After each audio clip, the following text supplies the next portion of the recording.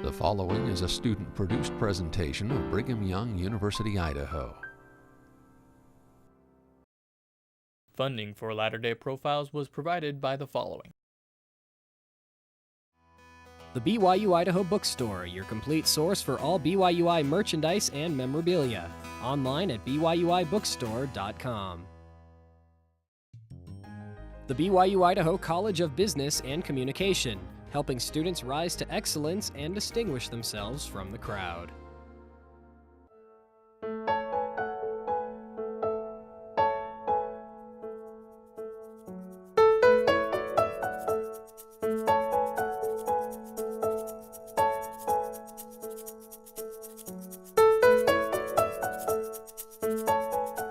From the campus of Brigham Young University, Idaho, this is Latter-day Profiles, in-depth conversations with members of the Church of Jesus Christ of Latter-day Saints. Hello, I'm Brian Howard. We're at Brigham Young University, Idaho, and we're interviewing today Glenn Beck, who has a nationally syndicated radio talk show as well as a show on CNN Headline News. We'd like to welcome Glenn Beck. Welcome to our campus. Good to have you here. Thank you. And our live studio audience. Nice to have Yeah, you. isn't that nice? Okay, sneak them in. Yeah. I had the privilege of watching your fireside last night, and you've been all over the place, had meetings here in Rexburg with faculty members, community, and all kinds of things. Was it what you expected when you came as far as your reception? What were you expecting? Well, last time I was here was like 2 years ago, and I remember driving down the highway and just seeing a sign. I don't even remember what it was advertising. It just said, "For all of your potato needs." And I thought to myself, I don't have a lot of potato needs. This time, I'm happy to say it was rejuvenating for me. I got off the plane, and things are just tough right now in the world. And I had worry lines, and I've just had such a great experience here. This is the way life is supposed to be. Well, we're glad to have you here, enjoying the reception so far. I know you've told it a lot, and at the fireside you shared some of your conversion story. I know the people who will be watching this, it's something they're going to be very much interested in. In fact, thanks to YouTube, that's one of my first introductions I had to your conversion story. It made the Mormon rounds for the email. And I didn't even know that was on YouTube until a missionary came up and said, we had a missionary conference and we watched your conversion story, and I went, what conversion story? So I hear a lot about it from YouTube. Well, could you tell us a little bit about that? How did you find the church? I know it can be a long story because you elaborated, but tell us about it. In a nutshell, it was a combination of a couple of things. Watching a friend for a very long time, and as I couldn't weather the storms of life, he and his family, and he had like 400 children, and they could always weather the storms.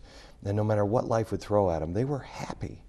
And I wouldn't have storms, and I was miserable. And he never preached to me.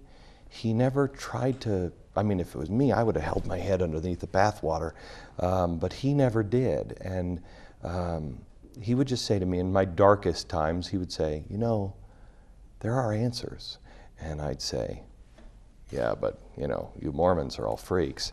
And that's where it's shown. And I couldn't, I didn't want to be a Mormon. And when